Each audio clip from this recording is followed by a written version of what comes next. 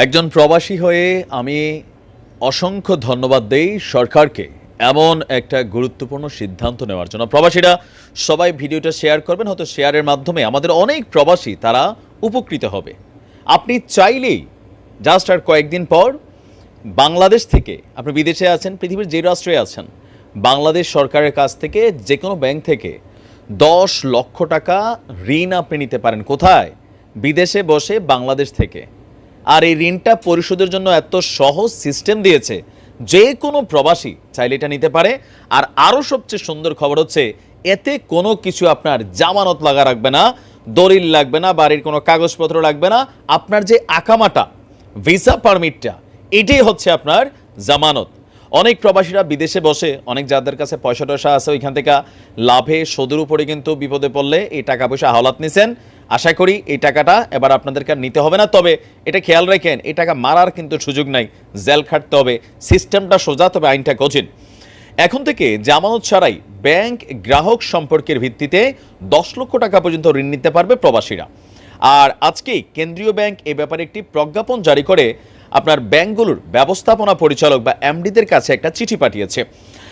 এখানে আসলে দুইটা জিনিস সরকার করার জন্য চেষ্টা করছে। এখানে একটা সিস্টেম দিছে রেমিটেন্স প্রবাহটাকে আরও বাড়াতে।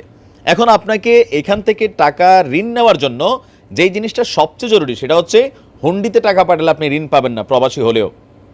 আপনি যদি সরকারের কাছ থেকে ঋণটা নিতে চান, সেক্ষেত্রে আপনাকে বৈধ পথে রেমিটেন্স পাঠাতে হবে, যে কোনো ব্যাংকের মাধ্যমে। আর যেহেতু আপনি বৈধ পথে কোনো একটা ব্যাংকে পাঠাবেন, আপনার ডেটা বেসিস সব কিছু কিন্তু ব্যাংকের কাছে আছে।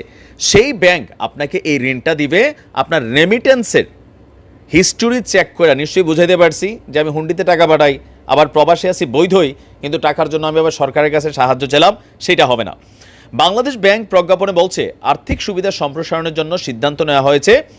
আর পাশাপাশি যে সকল প্রবাসীরা আপনার আনুষ্ঠানিক চ্যানেলে নিয়মিত রেমিটেন্স প্রদান করে বা প্রেরণ করে, তারাই শুধুমাত্র এই ঋণ তারা গ্রহণ করতে পারবে।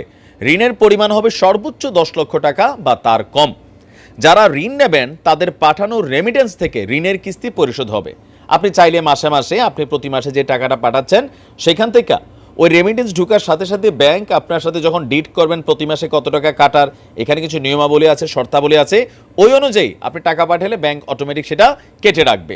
এক্ষেত্রে ঋণের যে প্রচলিত নিয়ম এবং বিধিবিধান আছে, ব্যাংকগুলো সেগুলা অনুসরণ করবে। আর বলা হচ্ছে যে আপনার সেপ্টেম্বর মাসে গত 4 বছরের ইতিহাস ভাঙিয়ে প্রায় 200 কোটি মার্কিন ডলারের উপরে ঢুকেছে বাংলাদেশে। আর আপনারা জানেন যে এই মুহূর্তে কি পরিমাণ ডলার সংকট ফেস করছে সরকার। আর এই রেমিটেন্সটাকে আরও প্রবাহটা বাড়ানোর জন্য, বৈদেশিক রিজার্ভটাকে আরেকটু মজবুত করার জন্য সরকার আসলে এটা করেছে। তবে আমার মনে হয় আর পাশাপাশি আরেকটু করা দরকার, যেটা হচ্ছে ধরেন হুন্ডিতে যে টাকার রেটটা থাকে বা সার্ভিসটা যতটা ফাস্ট থাকে, তো অনেক ব্যাংক একটু ফাস্ট সার্ভিস দিলেও অনেক ব্যাংক আবার এতটা ফাস্ট সার্ভিস দেয় না। আর দ্বিতীয় হচ্ছে টাকার রেট। একজন প্রবাসী চিন্তা করে, আমি 500 রিয়াল দেশে পাঠাবো, 1 রিয়ালে যদি 2 টাকা এদিক সেদিক হয়, তো স্বাভাবিক আমি তো ভাই হুন্ডির দিকে নজর যায়, কেন আমার তো 2 টাকা কেউ দেয় না।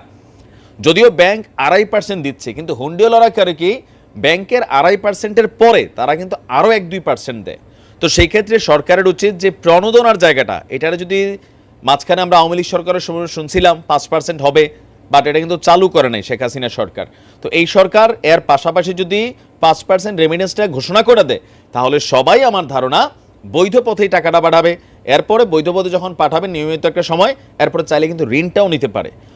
এটা হচ্ছে বাস্তবতা। তবে এই 10 লক্ষ টাকা আপনি যখন পরিশোধ করবেন, আপনাকে সেই ক্ষেত্রে ব্যাংকের যে ইন্টারেস্ট আছে সেটা কিন্তু পরিশোধ করতে হবে। এখন কোন কোন ব্যাংক কিভাবে করবেন, এটা হয়তো আগামী 2-3 দিনের মধ্যেই আমরা জানতে পারবো যে সরকার কোন কোন ব্যাংকগুলোর সাথে চুক্তি করছে। তবে যতটুকু আসিফ নজরুল সাহেব বলেছিলেন, তিনি কিন্তু এই জিনিসটা দেখভাল করেছেন। তিনি বলেছেন যে যতগুলো ব্যাংকিং চ্যানেল আছে, সবগুলো চ্যানেলের সাথেই কন্ট্যাক্ট করার ট্রাই করছে সরকার, যেন সবাই এই সুবিধাটা দেয় আর রেমিটেন্সটা যেন সহজে ঢুকতে পারে। তো যা করছে খারাপ না, ভালোই, আলহামদুলিল্লাহ। আসসালামু আলাইকুম।